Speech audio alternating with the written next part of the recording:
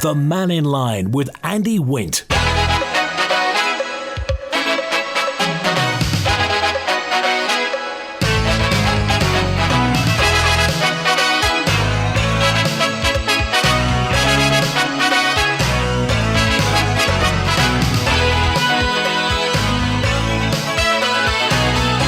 Pastor Mike, good afternoon. This is Mannin Line on Manx Radio. We're open line today, so it's your chance to have your say, and the slate is absolutely clean. Whatever you want to talk about today, call 66 13 68, text or WhatsApp 166 177, email studio@manxradio.com. I should say, by the way, to listeners off the Isle of Man, if you want to text or WhatsApp, it's 07624.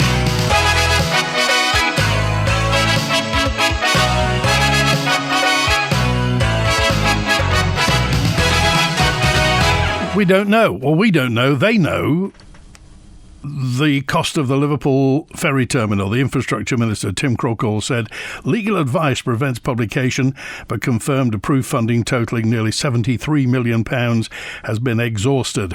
Obviously, there's something going on somewhere, and if there are legal issues and, you know, people suing other people and what have you, we're in the middle. Obviously, we don't want to compromise that. But he told the House a supplementary vote will be sought from Tynwald as infrastructure continues legal action to recover money already spent.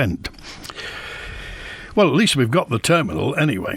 Any thoughts on that? You heard Mr. Hooper, who was telling tales in school in Keys. Let's get to the phones now. Is Beastie with us? Hi, Beastie. Customer, Kistow. Well, yeah, Browger on my head. Jolly good. What's on and your how mind? am I? What's on I'm poor. I'm following up on a phone call you had on Friday from Pat and yesterday from Stephen, and I feel as if I've gone to sleep and woken up in some dystopian nightmare of Franz Kafka or George Orwell. It's just horrendous. What is going on? What is going on? This is about the post office, is it? Somehow we are being forced into not using money, doing everything online.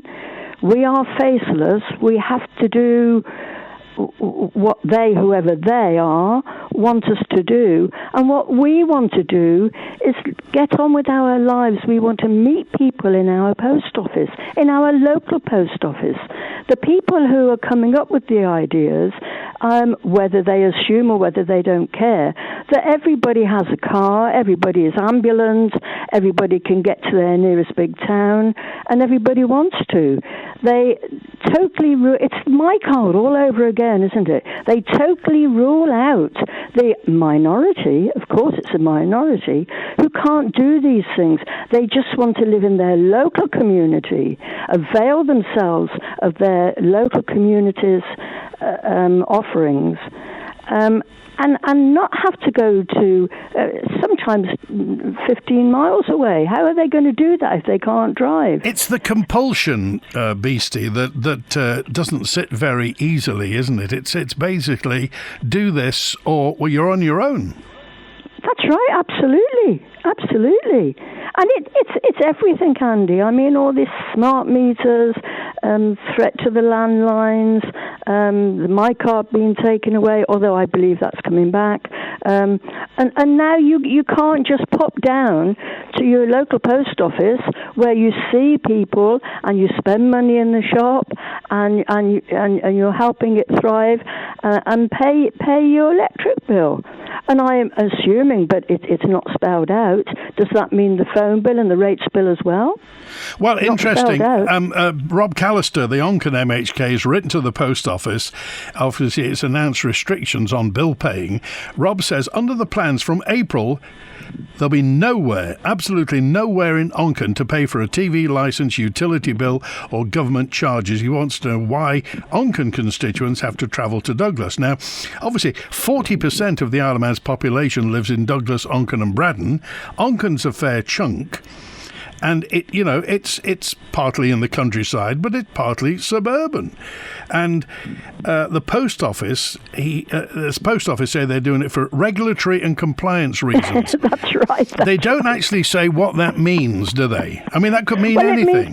It means complying with regulations, but it's their own regulations that they've come up with.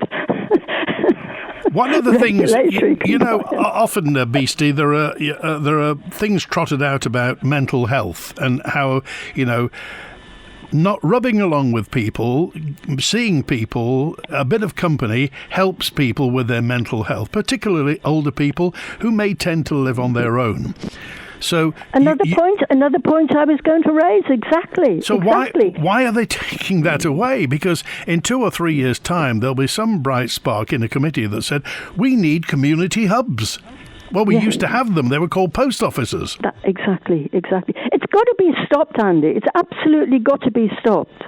Well, this at the back of this, and I'm not blaming them because it's their job, there's an accountant with a spreadsheet somewhere, Beastie. There's an accountant... But it's not the Isle of Mammon. It's the Isle of Man. In other words, people are at the heart of it, not money. Money is there to allow people to live their lives. It's to do with people. It's not to do with money. Well, they say, don't they? They say, Beastie, that you don't know what you've got till it's gone. And when they go, if some bright spark pipes up and says, well, we should have community hubs and people need to see other people, and if we can combine that with paying bills, so much the better. Everybody will look gone out. Yeah. I urge everybody to contact their local MHK and get them to ask questions and get this stopped.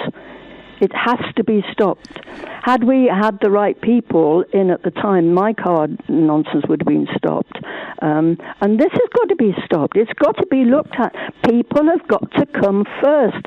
But one of the points is that somewhere, someone in government wants to get rid of cash. It's all to do with getting rid of cash and doing everything online, because then you are totally under somebody's, some organisation's control. Everything you do, every transaction you make is noted, and you can be controlled. One of the things they trot out, Beastie, is the fact that obviously we're very big on anti-money laundering on the Isle of Man, and we're going before the Beak in October of this year. Moneyval will come over and say whether or not we're on the grey list, the white list, or the stripy list, whichever one we're going to be on. And obviously, if people have got wodgers and wodgers of cash, to some people that's very suspicious, Beastie. But your £23.40 to pay your electric bill, that's not money laundering. Or is it? Well, I wouldn't have thought so. I mean, on most occasions, I wouldn't imagine you're laundering criminal money by paying your electricity bill. Yeah. It's all to do with control, isn't it, Andy? It's all to do with control and surveillance, and it's, as I say, it's a dystopian world. What's happened to the world that I used to know? Just let me have it for another few years, that's all. Then you can do what you like. Oh, so it'll be okay as long as you're around, you mean?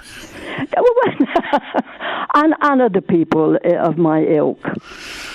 But the reason I'm phoning is to urge people listening to contact their MHKs and get this stopped, get questions asked, that when did money come before people? And as you quite rightly point out, which was a point I was going to make, is that the post office is you're not just going there to pay your bills. You are meeting people, and you're supporting your local post offices, because they'll be gone soon, because they're taking everything away from them. Somewhere, you see, in the post office, in Isle of Man Post, there will be somebody who's got an accountant's job or is in charge of the money, and they'll be looking at the profit and loss account, and they'll know what the solution is. They will know that obviously times aren't what they used to be at the post office. Let's put it that way. And they're under the cosh to balance stuff. And they'll shrug their shoulders and raise their eyebrows, because that's their job, to balance the books, Beastie, and this is one of the ways that we'll do it. But it's got to be people first. That's what the post office is there for the needs of the people of the island. And is that person making that choice? Are they English? Have they come over from England and don't understand the Isle of Man at all? All right. Please, everybody, contact your MHK and get questions asked. Get this stopped. It can be stopped. It can be stopped. It's got to be stopped, and we've got to come back to people first. Okay, Beastie, we use Manx pound notes as well. Thank you, Beastie. When you can get them. Bye. Bye. Thanks for calling today. Here we are with Howard now. Hi, Howard. Hello, Andy. I agree entirely with Beastie there. Her voice should be heard a lot more in government. Because remember, last year I said that the post office have a commitment now to be closing down a lot of the sub-post offices. Yeah. And I was talking in particular about the Spa shop, how that was going to be closing the post office and going to counter service only. Now it's coming home to roost. They're thinning them out, and I don't know whether the Spa one in Annika will continue, but that serves a huge community up here, all around Farm Hill and Annika, the Cool and everywhere, and people coming down to that. And it's a community, as she says, it's a community area where the people in the post office know the people that are coming in, because they come in, it's a bit like a pharmacy. They know the ills and they know the good times of their customers and consider them friends. The post office is part of the community. And I said this last year that the post office have an idea in their head that they're going to thin everything down until such times the government say it's not worth it because we're not making any money. But I just thought on there a few minutes ago while I was waiting, do the government still extract £1 million a year from the post office as some sort of fee? Because remember when they said a couple of years ago we would have made a profit, only we had to pay £1 million to the government. Right.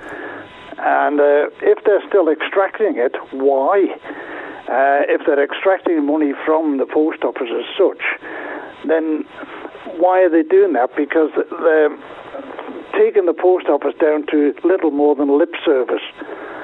But it'd be interesting to see, because as I say, that they're taking all the bits and pieces out of it, so that it's got to the point where they're going to say it's not worth running it.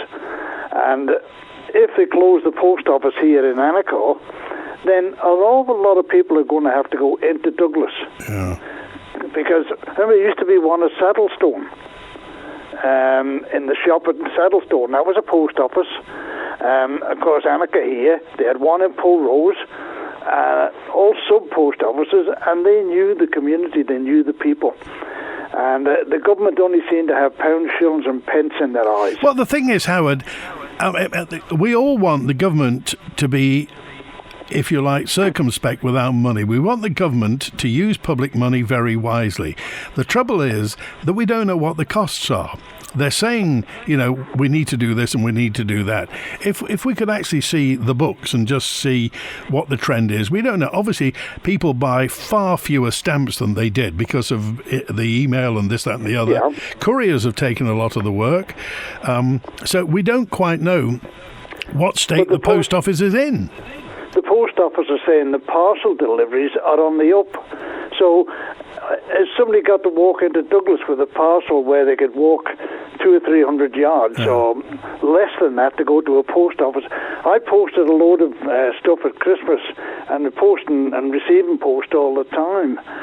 And our postman, this is one of the things where he knows who's who and what. He came to the door with a parcel. I'd sent it away to the son-in-law. And it had two labels on it, one with his address on it, and then he put an address on it to send it back to me. But he'd forgotten to take his own address, so it had a Stoke-on-Trent address on it and an Isle of Man address. Right. It eventually ended up back here. And the postman said, "Hey, Howard," he said, "I think this is for you." He said, "I'm not too sure," he said. And I said, "I know what it is." Yeah, I said, "It is for me." But the son-in-law had left his own address on, and they were sufficiently wise within the post office here of a personal disposition to know that was mine and coming back to the island. And that's how it should work. And that's the thing, Howard. The Isle of Man is a group of communities. It's a lot of tiny villages, and most people know other people. If you don't know somebody, you know somebody who knows them. That's the way it's always been. But I just wish that the government would, or somebody would say, this is the position the post office is in. They've got the Amazon contract, so that's helping them, and what have you.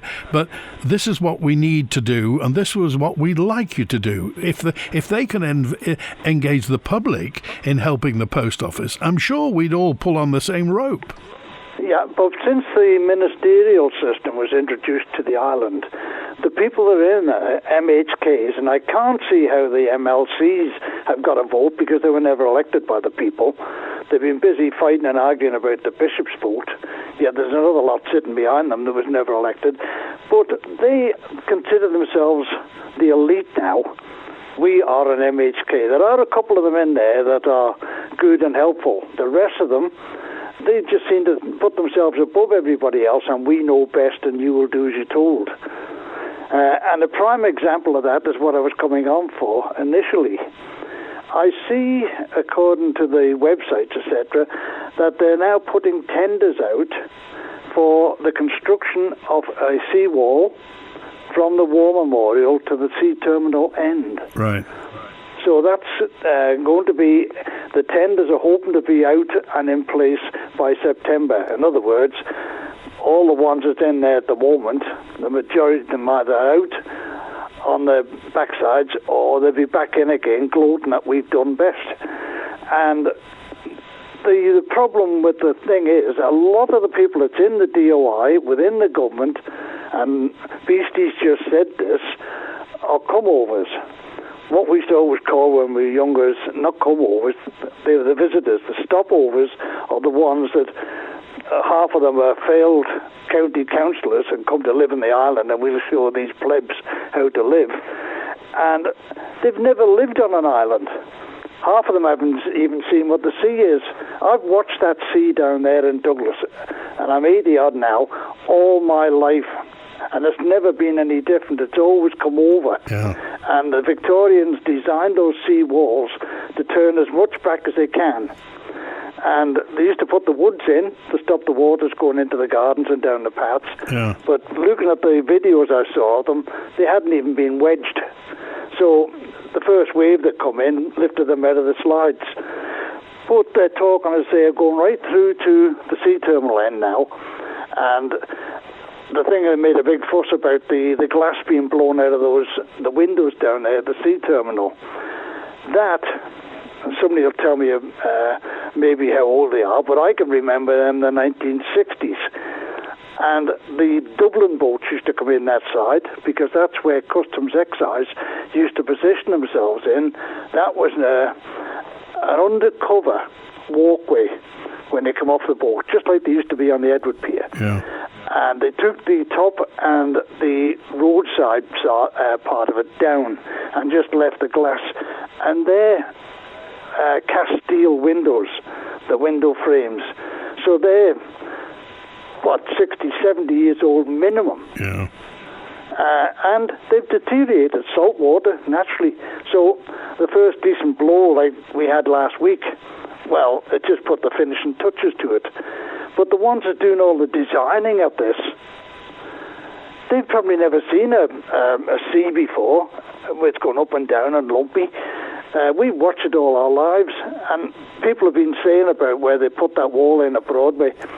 The first thing that happened in the storm, and I don't know who it was, said, it was your own man, Alex Brindley. The stones had gone over the top, washed back to the wall and blocked the holes up that were supposed to allow the water egress. And we were back to square one. So a computer doesn't know what the sea does.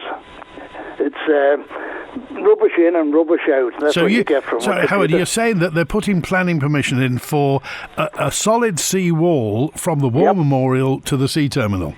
Yep, they're asking, well, not only planning permission, they're seeking tenders. So do you think that's why they didn't bother replacing that plastic blue stuff that had rusted inside, the fencing there? Presumably that's why they didn't do that, because they knew at some point in the future they were going to be building a wall.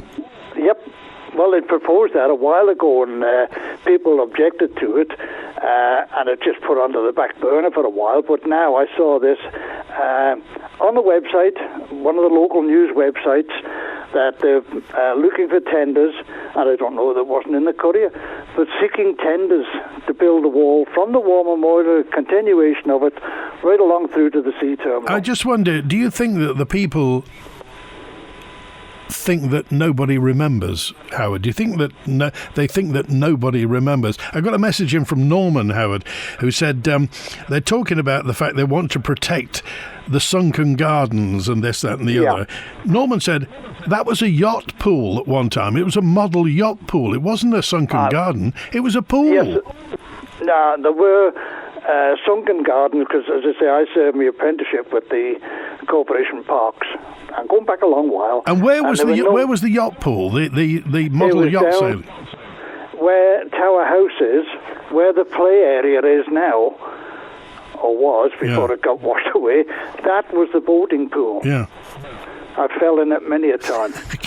But that was we used to number them. Number 1 garden, 1, 2, 3, 4, 5, 6.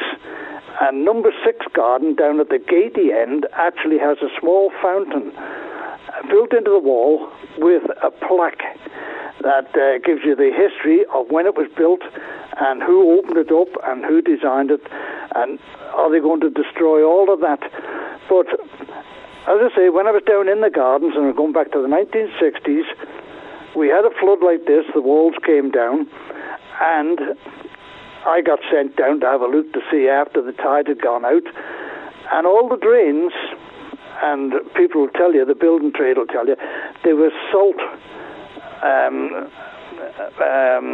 line drain. The drains themselves, they were, I can't remember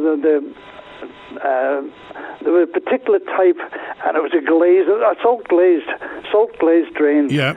And they were smooth, and there was hardly anything. I think if you got a cup full of mud out of them, all the water had gone back out to sea. They were designed in these cases for the gardens to empty through the drains and back into the sea. Okay.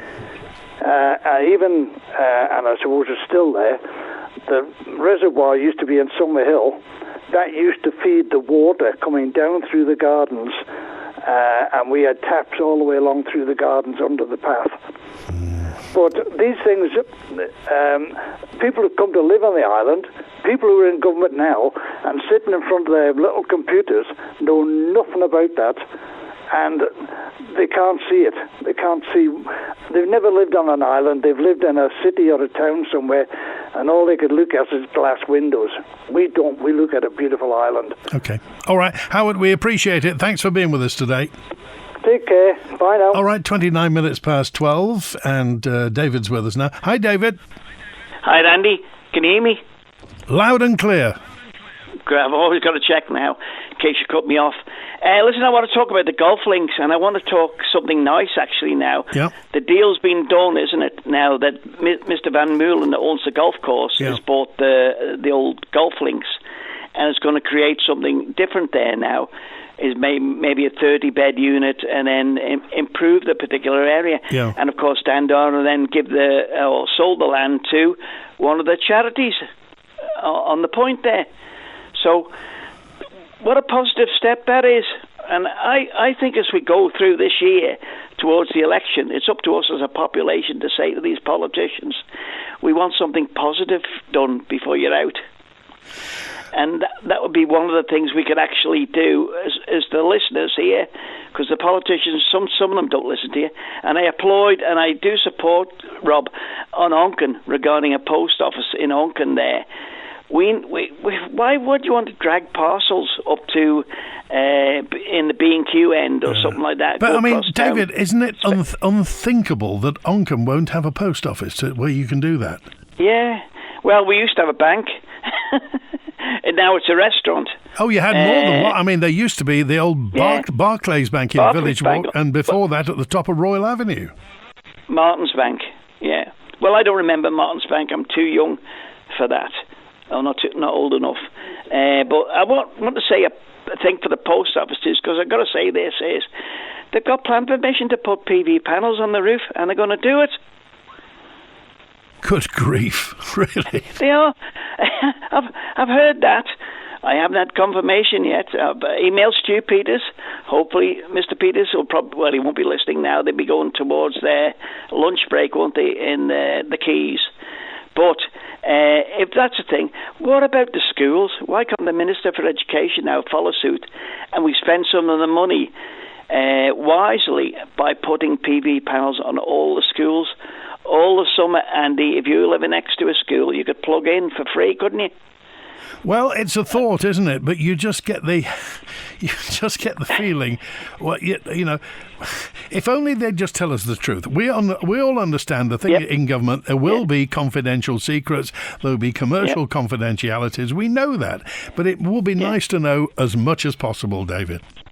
Yeah, and the big contract was the promenade anyway, and the boating thing in Liverpool there. There will be arguments over what was extras, but we used to say in the olden days anyway, you used to have confirmation from the chief executive or a minister that a variation to contract. When you're talking to politicians in future, Andy, the word on your wall is going to be is, what was the variations to that contract and how much was it costing? And who authorised it? And that's the way to do it. I'm just trying to remember, how many post offices were there in Onchan at one time? There's only ever been two, as far as I'm concerned. Anyway, that was the one on the main. Wasn't there one at Port Jack at one time? Yeah, no, there's still one at Port Jack. Oh, I haven't been there for a long time. That was in the Spa shop as well, which was a good idea because it bring business to the Spa shop, and it brought business back to the post office. And if you're doing two things at once, don't you? If you're going somewhere, you don't do one thing, do you? You do, I'll shop here and I'll shop there. It's when you buy all these things, you know, and then they worry about people. I mean, it's amazing, really, at the end of the day, really. You can order something on Monday or you can order it on a Sunday, and it'll be here by Wednesday if the boats are going. Yeah. And are we ever going to beat it? The answer is no. So we've got to be more efficient where we are on the island. Yeah. And the biggest thing is going to be is we need to get that fella on the phone, that's responsible for the Isle of Man or Link now, and say to him, when was the last time you visited the island? He'd probably never been here or doesn't know anything about us. And invite the fella over for Timble Day or whatever ahead of time and say, Duke, look, this is the island, this is what we do for England, and it's a destination, aren't we? Okay. All right, David, we appreciate it. Thanks for being with us today. See you, boy. Okay. The owner of Castletown Golf Links Hotel says he wants to produce a building that speaks of greatness. His name is Philip Vermeulen, and he bought the building from Dandara, and he's now overseeing its demolition. In fact, a short stretch of Fort Island roads closed until the 2nd of March for the demolition of the old Golf Links Hotel.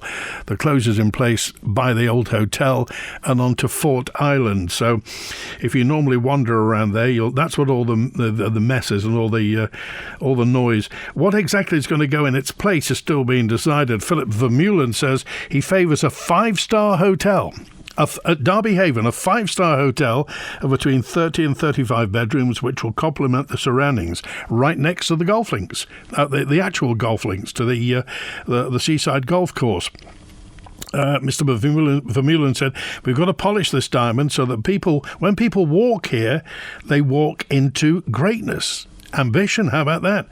It's understood Mr Vermeulen's got plans to submit an application for the new development later this year. Manx Mobility and Onchan have it all. Daily living aids, wide-fitting shoes, rise recliners, beds and scooters, including lightweight and airline-approved models. Call in and see how our expert team can make your life easier. Manx Mobility at the top of Summer Hill. Ready to dance? Hospice Isle of Man bring you the Swagelog Step Up Dance-a-thon, a 24-hour music-driven fundraiser from 6 p.m. on Friday the 20th of February at Wetherspoons Conister Arms. Join for a 3-hour slot, take on the 12-hour team challenge, or go all in as a 24-hour hero with themed slots for all music tastes. Any movement counts, even chair dancing. Step Up Dance-a-thon for Rebecca House Children's Hospice and the Children's Centre. For details and to register, click hospice.org.im/dance-a-thon. Construction waste today. Tells recycle for another day. A builder skip or two. Tells skips will bring to you. Need quality Type 1 stone for your building or contracting job? Then contact Tells with no minimum order for collection or delivery. Call 677 137. Visit Tells Limited in Snugborough or find Tells Limited on Facebook. Skips are what they do. We're the guys that hire one to you. Call Tells Skips today. 677 137. Offering a high-quality education from years 3 to 13, Benbridge Academy provides an alternative choice for students and families. Our online curriculum gives you the opportunity to take control of your child's education with a pathway that meets their individual needs. Small class sizes and excellent pastoral care allow our students the freedom to thrive. For information or to book a free trial, call 873 139 or download our prospectus at benbridgeacademy.co.uk. Embrace the future with Benbridge Academy. Are you a small charity here on the Isle of Man? Are you looking for volunteers, hoping to raise awareness and chasing those crucial pounds and pennies to support your work? Well, Manx Radio can help. You could be our next 1 to 3 Charity of the Week. With daily on-air coverage, podcast and social media promotion, we can help support you and those you help. Just email the numbers 123@manxradio.com and listen out for the feature each weekday between 1 and 3 p.m. The Charity of the Week, brought to you by Kell Properties. The Mannin Line with Andy Wint. 23 minutes before 1, Tuesday afternoon on the Isle of Man, and Juan's on now. Hi, Juan. Hey, Andy, how was your week off? Oh, it was very, very relaxing, thank you. Good, yeah. I'm sure Alex enjoyed the whole week on the show. He loves doing the Mannin Line. Never happier. Yes, I know that smile on his face. Just listening to your comments there about the Golf Links Hotel, Philip de Noonan. It said, polishing a diamond. There's only a South African that could relate it to diamonds, isn't it? I'm glad you got that, yeah. Yeah, that's a little gem of a statement, wouldn't you say? I think, well, he's definitely got the money to do it, so let's hope it works out well. The post office in Onchan, we're talking about post offices there, and I remember some time ago, actually, ShopRite actually made an offer to the post office to relocate it into the Village Walk and actually put a community bus on around the town to bring people up there. This is some time ago now, but that was refused because they said that the location on Main Road was so popular for people, and it was central for Onchan for people to not have to climb up the hill and everything. So, I mean, it was a very, very well used entity within Onchan. So, and the thing is that people find this sort of stuff misleading when they say things like that and say it's very popular, it's very well used, and then suddenly, it's not now. Because it suits their purpose now to change it. I also have in my mind, I mean, this is something I don't know whether can be changed back now with the advent of Amazon and other carriers now, so active. And I wonder whether, they put someone like Stu Peters in there, let's find the MHK who's going to give us the most problems in the next 5 years, and let's load his desk up with papers on something that he can't change. Because the post office is definitely a changing times with that, and I don't know whether we can go back to where we were with it. And also another thing there, just before I go on to my main topic, you're talking about Howard's talking about the sea wall, and again, I think Howie does it in a lot of his programs. Nothing's new in history. I remember as a child going standing on the benches underneath the Villa Marina arcade, watching the sea roll right over the road and virtually underneath the bench.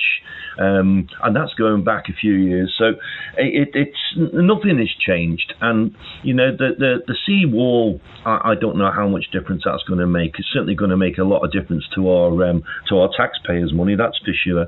But in the great scope of things, it's something that they have in their mind that they want to do. They've been advised by people, like Beastie was saying before, people who come over with these ideas of what they want to do with climate change as their primary thing to scare people and net zero, and that's in their mind that they want to do. But there's nothing changed in hundreds of years of the promenade. It is what it is, and it's all reclaimed land. And my main topic this week, or today, is, you know, again, reference what Beastie was saying about the changing aspect of the island and people who are not islanders trying to influence the change here. In America, there's a massive talk at the moment about ICE agents and what they're doing within America and how they're tackling certain situations. And I want to refer that back to the Isle of Man, to what's something that's happened over the weekend, without talking about the case per se. But the dealing of the situation in Ramsey with the armed police, and I've spoke about this many times now, about the changing aspect of policing on the island. And looking now at the video, which has gone quite viral around the island now, of the police on the bus arresting the suspect, and looking at a few of the videos that came through at the time, and I wonder, Andy, where is this heading? And I've said this before, we've got police now going on buses masked, so you can only see their eyes, in assault gear, with high performance rifles on a bus. Has any of this been actually thought out?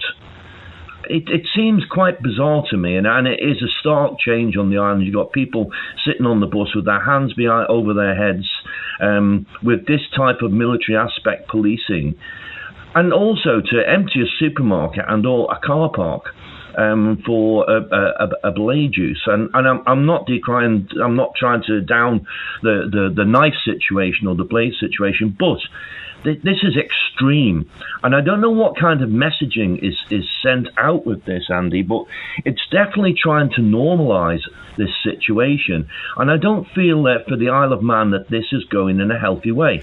I'm not speaking on behalf of anybody, but I'm just thinking about this. You would imagine somebody somewhere as risk averse, i.e., if that situation, and again, it's nothing to do with us, but let's just call it hypothetical, if that situation had gone badly wrong and the police hadn't been seen to do all they can, fingers would have been pointed at the police. If the sun shines at night, it would be a different world.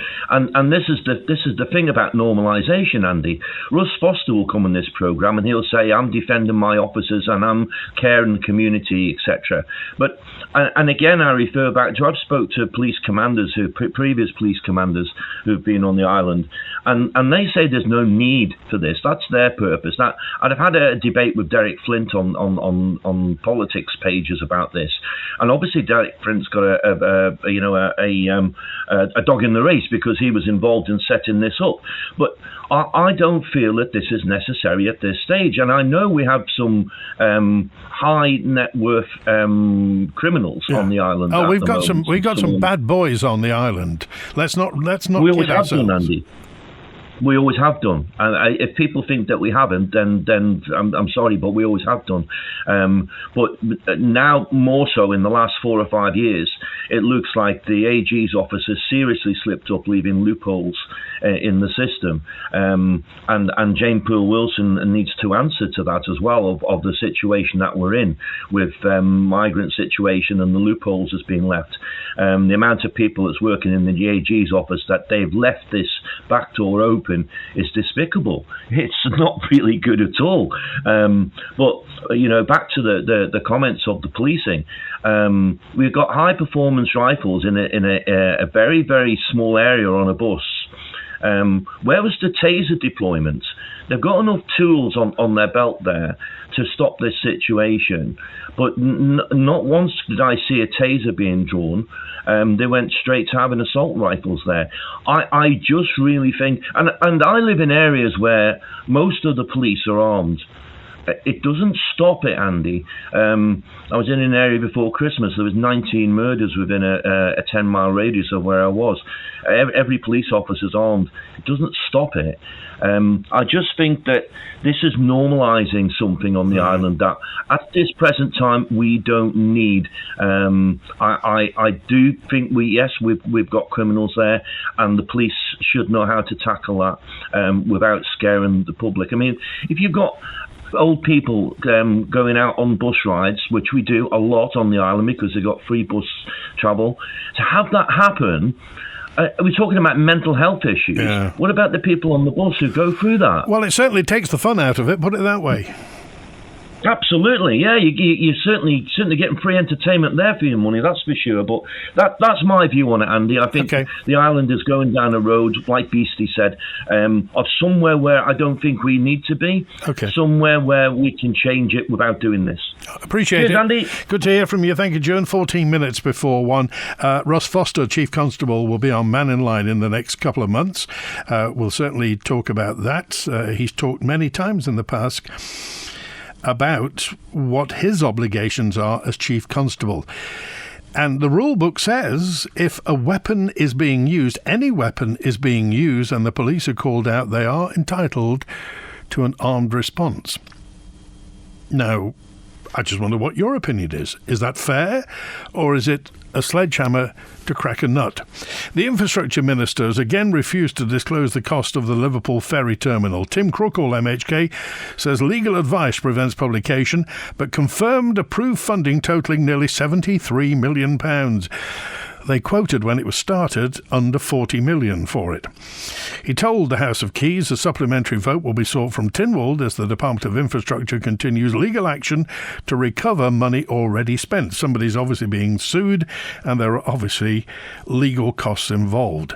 The Ramsey MHK, Laurie Hooper, pressed Tim Crookall for the figure before threatening to reveal it himself. Previously, the department was unable to release the capital figure for the Isle of Man Ferry Terminal Liverpool project due to an ongoing dispute between the department and the delivery teams. I can confirm that the department is working closely with its legal advisors to resolve the ongoing disputes, so I am unable to release the final figure for the construction of the Isle of Man Ferry Terminal Liverpool at this time. I am very aware that honourable members of this court, along with the public, are keen to understand the total cost of the Liverpool project. And I wish to bring this project to an end as soon as possible. However, at this time, having taken legal advice, I am unable to release this figure as we are in the process of legal discussions and would not wish to compromise our position. So I'm just going to put the Minister on notice here. I know what the number is, roughly speaking, because I was in the department. And seeing as every time I ask a question I seem to be getting accused of, well, I mustn't have done my job properly if I don't know the answers to these questions, I'm going to give the Minister an opportunity now to actually provide that information to this Honourable House before I do so in my final supplementary question. Reply. Thank you, Mr. Speaker. I would not recommend the honourable member to put any other figures out there at this time because it may well compromise our condition with the contractors. Mr. Hooper. Thank you very much, Mr. Speaker. I wonder if the Minister would agree with me that the figure is now somewhat north of £100 million in terms of the final overall cost of the ferry terminal. Laurie Hooper, Ramsey MHK. When the Mannin Line's not on air, call Manx Radio to leave your opinion for broadcast on 682 631. My everyday used to feel fine. Now it feels elevated. Better decisions, better outcomes. Support when I need it, freedom when I don't. With no monthly fee, dedicated relationship management, and a world of global benefits, HSBC Premier is designed to elevate your everyday. HSBC, opening up a world of opportunity. See website for details. T's and C's apply. In the Isle of Man, HSBC Bank plc is licensed by the Isle of Man Financial Services Authority and is a participant in the Isle of Man Depositors Compensation Scheme, as set out in the Depositors Compensation Scheme Regulations 2010. Ramsey, Douglas, Castletown and Peel, the Ferry Bridge and Laxey Wheel, Point of Ayr to the Sound of Man. Explore the island with Camperman. Whether it's an island staycation, a trip to the UK or a tour of Europe, do it in style with Camperman Luxury Motorhome Hire. Fabulous accommodation, the open road and stunning views await you. Start planning your dream adventure. Call Camperman Luxury Motorhome Hire now on 30 40 87 or find us on Facebook. Oh, blowing a hoolie out there. Come in for a bravig by the fire. Just stocked up at Hearth. Never been so warm. Who's that? Hearth? Aye, they've got kiln-dried hardwood for me log burner, Colombian coal and smokeless ovals for the open fire, kindling and firelighters, all delivered. Great value too. All goes up the chimney anyway, so I pay more. I'll be giving Hearth a call. Check their website as well. Just order and they deliver.